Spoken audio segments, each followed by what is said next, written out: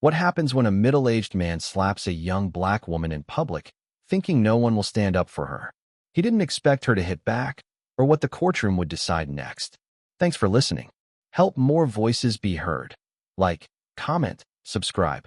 Tasha Collins stood at the corner of the street, near a well-lit pharmacy in the quiet neighborhood of Oak Ridge. The sky was slowly giving way to dusk, and the evening breeze carried the scent of fresh rain from earlier that afternoon. She had just finished her second shift at the diner, tired, sore, but relieved to have made it through another long day. With her tote bag slung over one shoulder and a small pharmacy bag in hand, she checked the Uber app on her phone for the third time. Still searching for a driver, she shifted her weight from one foot to the other, trying to ignore the growing ache in her legs. Around her, the street buzzed with ordinary life. Couples walking dogs, a man exiting the liquor store across the street, two teens on bikes racing past. Just another evening. Tasha wasn't dressed in anything fancy. Dark jeans, a navy hoodie, and sneakers still sticky from spilled soda. Her afro puff was tied back neatly, and she wore no makeup, only the tired look of someone surviving the week. Her only plan was to get home, take a hot shower, and maybe catch the rerun of that courtroom drama her aunt liked. Nothing else. That peace shattered with the sharp honk of a car that a silver sedan pulled up abruptly next to the curb. The driver, a white man in his late 50s with a flushed face and stiff posture, leaned halfway out the window, scanning the area. His eyes landed directly on Tasha. "You there?" he snapped, pointing a finger. "What are you doing here?" Tasha blinked. She glanced behind her, confused. "Me?" she asked, frowning slightly. "Yeah, you. Standing there like that, sneaking around people's cars," he barked. Tasha's brows furrowed. "I'm just waiting for a ride." He scoffed, pulling his car closer to the curb, so close that the passenger side nearly scraped the fire hydrant beside him. "Uh-huh. That's what they all say." Tasha tensed. "Sir, I haven't touched anything. I'm just waiting for my ride like anyone else." The man opened his door and stepped out, slamming it behind him. He was tall, solidly built, dressed in khaki pants and a button-down shirt that clung to his midsection. His posture radiated confrontation, as if he had been waiting for an excuse to unload his anger that he approached, closing the distance between them with heavy, purposeful steps. Tasha instinctively stepped back, raising her hands slightly, palms out. "I'm not bothering anyone," she said, her voice steady but cautious. "You people think you can just hang around and no one will say anything." He spat, the words like acid. Tasha froze. Those two words, "you people," struck her like a slap. She'd heard them before. Too many times. And they always meant the same thing. "Excuse me," she said, her voice low, holding back the heat rising in her chest. "You heard me," he said with a smirk. "Standing out here, making folks nervous. You don't belong here.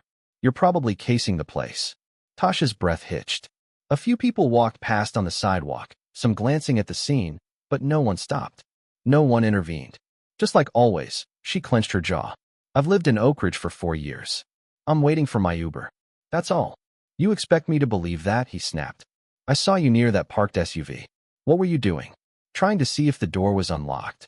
Tasha blinked in disbelief. "That's my neighbor's car. I walked by it on the way here. You're making things up." The man laughed, cold and sharp. "Of course you'll deny it. You people always do. Then when something goes missing, you all play the victim." Her fists tightened at her sides, but she kept her voice measured. "You're profiling me. I've done nothing wrong." He stepped closer, too close now. She could see the flecks of spit on his lips, smell the bitterness in his breath. His eyes glared into hers with a mix of contempt and something worse, satisfaction, like he was enjoying her discomfort. "I'm calling the police," he declared. "For what?" Tasha asked, trying to keep her hands visible. "For standing on a sidewalk?" "For suspicious behavior," he said, already fishing his phone out of his pocket. "Let's see what they think." Tasha's heart thumped against her ribs. This wasn't new, but it never got easier. She knew the weight of assumptions, the danger of being misunderstood, the risk of being too assertive or not assertive enough. She looked down at her phone. The Uber still hadn't arrived. "I'm not going anywhere," she said, louder now, making sure others nearby could hear her. "I'm not doing anything wrong." The man stopped dialing and stared at her with venom in his eyes. "What did you say?" he growled. "I said you're harassing me," she said. And you're doing it because I'm black. His nostrils flared. He took a step forward, and for a moment, time slowed. Tasha braced herself. Then, his open hand struck her face with a loud, stinging slap. She staggered to the side, the force of the blow turning her vision white for a second. The pharmacy bag dropped from her hand, its contents spilling onto the sidewalk. Cough syrup, vitamins, a receipt. Gasps echoed from nearby pedestrians. One woman pulled out her phone, already recording. Tasha slowly turned her face back toward the man. Her cheek burned, her ears rang, her vision shimmered, and something inside her, something quiet and suppressed, snapped. Tasha stood still for a moment, the sting of the slap pulsing across her cheek like a wave of fire. Her thoughts scattered, then gathered sharply, crystallizing into one undeniable truth. This man had just assaulted her, in public, for nothing. No provocation, no warning, just blind, racist rage. She could feel the burn of tears behind her eyes, not from the pain, but from the humiliation. The heat on her skin was matched only by the tight knot forming in her chest. Around her, the world had slowed to a near standstill. The man stood in front of her with smug satisfaction, his hands still hovering in the air, fingers curled slightly, as if savoring the aftermath. He didn't flinch, didn't step back, didn't apologize. He looked at her as if he had done something noble, as if she deserved to him. Tasha realized. She wasn't a woman, or a neighbor, or a human being. She was a problem he had dealt with. The street remained eerily still. A couple passers-by had stopped. Some watched with shocked expressions. A young man pulled out his phone and began filming. Another older gentleman across the street shook his head but didn't move. No one came to her aid. And the man, this stranger, smirked. That was it. Without another thought, Tasha's hand rose, fast and sharp. Her palm met his cheek with a satisfying crack, not as heavy as his strike, but enough to snap his head to the side. His eyes went wide with disbelief, as if he couldn't fathom that someone like her would dare retaliate. The crowd gasped. The man staggered slightly, one hand flying up to his face. His expression twisted from smugness to shock, and then to fury. You, he growled, his voice trembling with rage. How dare you touch me? Tasha didn't move. She didn't blink. Her hand still tingled, but she stood tall. Her body trembled, not with fear, but with adrenaline. With resolve. You assaulted me, she said, her voice low but steady. I defended myself. The man's mouth opened, then shut. He looked around, realizing that people had started to film, and witnesses were now staring at him, not her. A woman nearby could be heard murmuring, I saw it. He hit her first. His eyes darted, calculating. And then, without warning, his expression changed. He put on a wounded look, lowering his voice and raising his hands slightly in mock surrender. She's crazy, he said, loudly enough for everyone to hear. I just asked her a question and she hit me. I was trying to call the police. She was just standing here, someone shouted back. We saw what you did. Tasha's pulse still raced, but she could feel her composure returning. Her body screamed at her to walk away, to get out of there, but her mind told her she couldn't. Not this time. Not again. She bent down, hands still trembling slightly, and picked up the contents of her spilled pharmacy bag. Her phone buzzed. Uber driver. 2 minutes away. Good. The man continued to rant to no one in particular, shouting about being the victim, about being attacked. This is what happens when you let these people feel entitled, he shouted toward the crowd. Those words, these people, hung in the air like smoke from a fire. Tasha turned to the nearest bystander, a woman who had been recording the entire incident. Please, she said quietly. Keep that video. I'm calling the police. The woman nodded, her face somber. I've got it all. Tasha dialed 911, her fingers steady now. Her voice was clipped but clear as she gave the dispatcher the location, the nature of the incident, and a description of the man. He hit me, she said. I slapped him back. He's still here, yelling, and I want to press charges. The man, now realizing she had called the police, and that several people had heard and seen everything, suddenly quieted. He paced near his car, arms crossed, muttering under his breath. The bravado was still there, but it was mixed with unease. Tasha didn't look at him again. She stood with her back straight, facing the pharmacy wall, her arms folded over her chest. A small crowd had gathered, But she didn't care. This was bigger than embarrassment. This was about respect, about drawing a line. She wasn't going to disappear into the night this time, pretending it hadn't happened. Minutes later, red and blue lights lit up the intersection. Two patrol cars pulled up beside the scene. Officers stepped out, a woman and a man, and immediately began separating those involved. "Ma'am, are you hurt?" the female officer asked Tasha. "My cheek hurts." "He slapped me." "Hard," Tasha replied. "Did you strike him?" "Yes," she said. "After he hit me." The officer nodded. "Start from the beginning." As Tasha recounted the incident in detail, from the moment the man pulled up, to the accusation, to the slap, the other officer was speaking to the man, who was gesturing wildly and pointing toward her. "I'm the one who should be pressing charges," he shouted. "She attacked me for no reason." The male officer's brow furrowed, clearly skeptical. Meanwhile, Tasha was calm, direct. The officer listened carefully, taking notes, occasionally glancing at the man still ranting behind them. "Do you have witnesses?" the officer asked. "Yes." People were watching. Some recorded it. "That woman over there has video." The officer nodded. "We'll need to collect statements. Please stay on site for now." Tasha exhaled slowly. The adrenaline had begun to wear off, leaving a dull ache where her cheek throbbed. But her spine stayed straight. Her voice never wavered. She watched as the police began questioning bystanders, retrieving video footage, and collecting statements. For once, she didn't feel alone. For once, the weight wasn't all on her shoulders. As the officers conferred quietly, the man paced nervously. His earlier confidence had faded into agitation. He looked less like someone in control and more like someone afraid of consequences. Tasha didn't move. She stood near the wall of the pharmacy, arms crossed, eyes forward, waiting for the truth to matter. And for once, she felt it just might. The flashing lights had faded, and the small crowd had mostly dispersed, but the chaos of the evening hadn't left Tasha's body. After giving her full statement, showing her ID, and waiting nearly 30 minutes while the officers reviewed the bystander footage, she was finally allowed to go home. Or so she thought. As she approached the corner where her Uber had just pulled up, she paused. Something felt wrong. Her eyes narrowed, and her heart sank. Her car, the silver Honda Civic she had parked down the block earlier that afternoon, now bore 3 long, deliberate gashes along the passenger side. Deep scratches sliced through the paint, exposing the dull metal beneath like open wounds. Tasha froze. Her breath caught in her throat, and for a moment, she simply stood there in the dim light of the street lamp, staring. The damage wasn't random. It wasn't a mistake. Someone had taken something sharp, maybe keys, maybe a tool, and dragged it across the side of her car with intention. She didn't need to guess who did it. Red shirt and khaki pants, as she now thought of him, had vanished from the scene a few minutes after the officers finished talking to witnesses. He'd mumbled something about calling a lawyer and disappeared behind the wheel of his own car. And now her vehicle had been vandalized. Tasha looked around. The street was nearly empty. A delivery truck drove by without slowing down.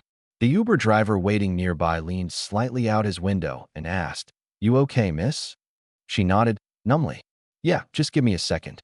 She pulled out her phone again and called the non-emergency police line. Her voice shook as she explained what had just happened. "I believe the same man from earlier came back and keyed my car. I want to file a report." By the time another patrol car arrived, her Uber driver had left, offering a concerned "stay safe" before pulling off. Tasha stood by her car, arms wrapped around herself, cold not from the night air, but from the bitter unfairness of it all. 2 new officers arrived, one of whom had already spoken to her earlier. He recognized her immediately. He didn't waste much time, did he? He muttered grimly as he examined the damage. "No," Tasha replied, her voice flat. "He wanted to leave something behind." The officer nodded and took photos of the scratches, making notes in a small pad. "This looks deliberate." "Same guy. I have no proof he did it," she said. "But he left angry and smug.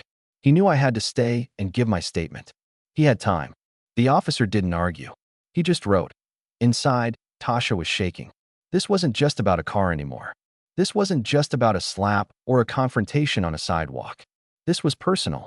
It was hate, etched in steel and paint, aimed to make her feel small. And yet, as she stared at the long, white gashes marring her door, she felt something else rising in her chest.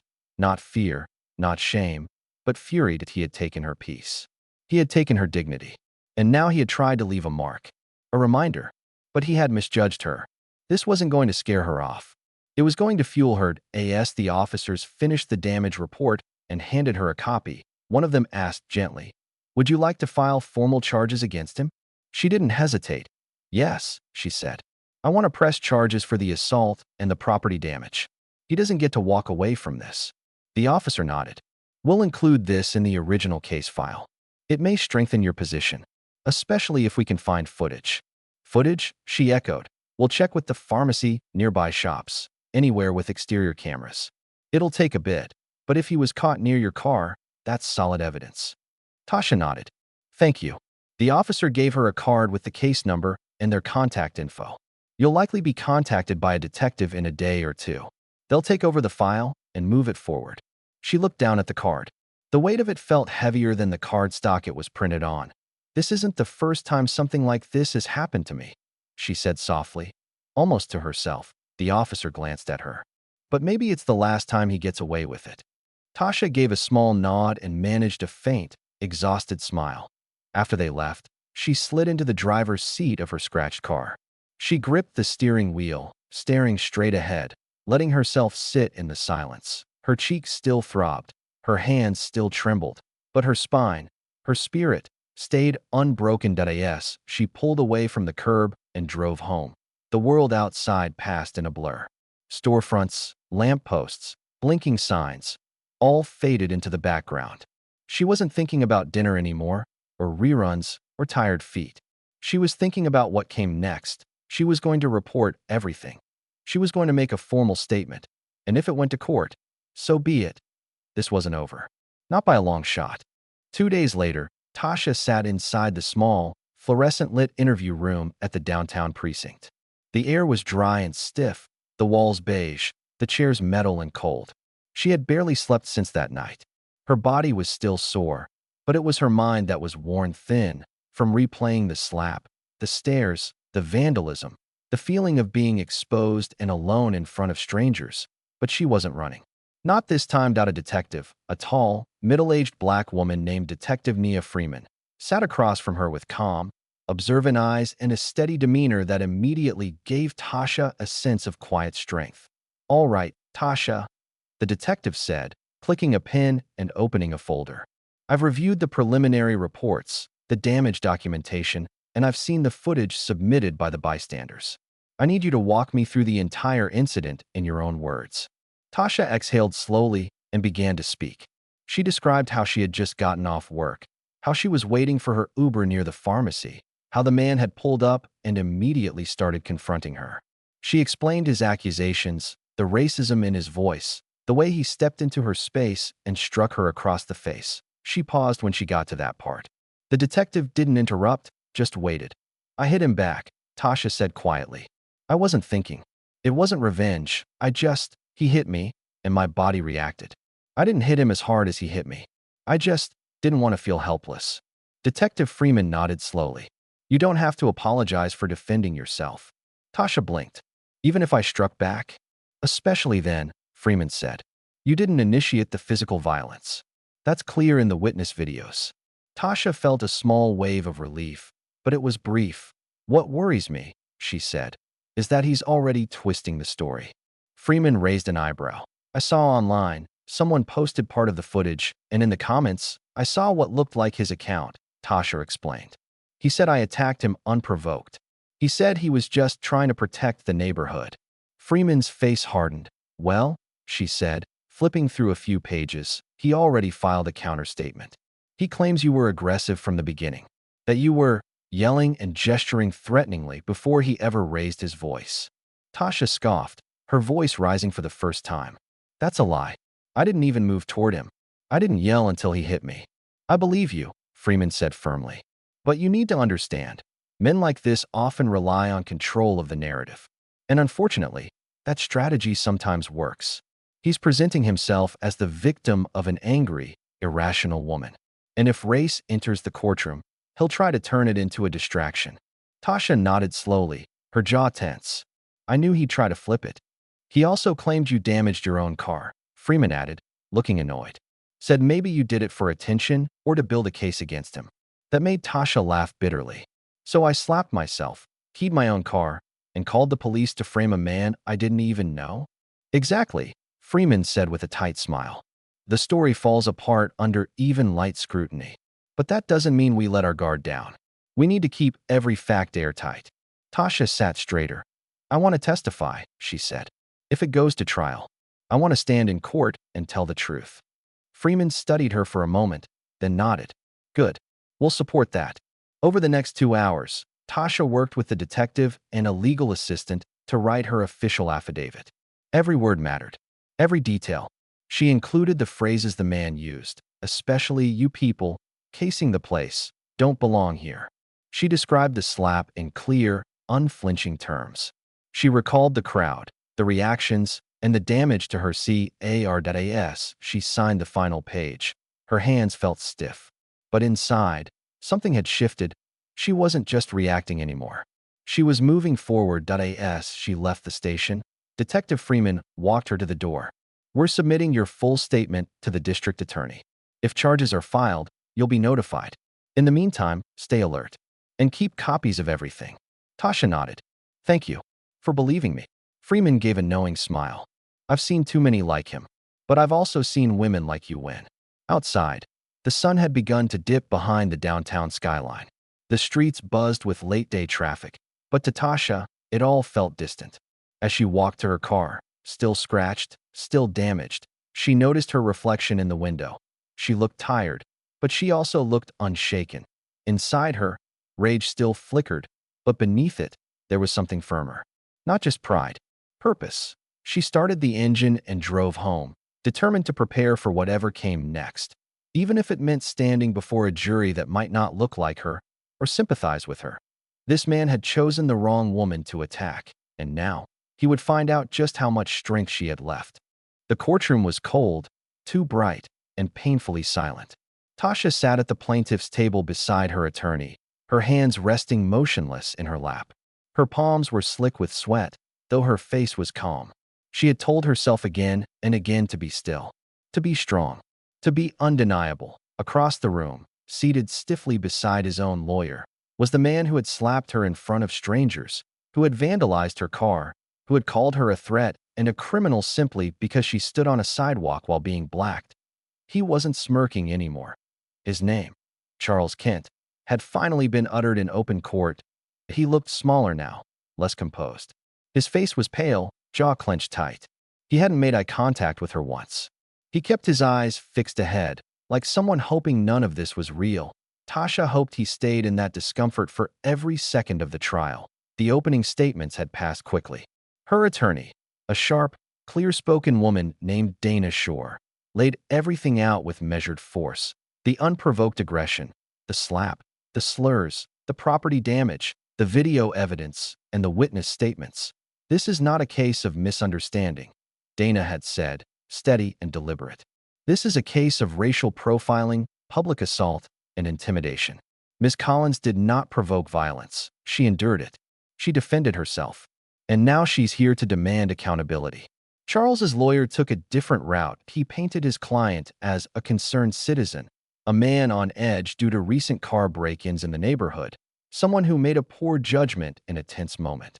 The lawyer said Charles was attacked verbally and struck unexpectedly by Tasha, who escalated a minor confrontation. Tasha clenched her jaw but didn't react.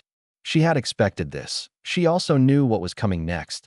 The video's three separate angles from 3 different bystanders were played for the jury.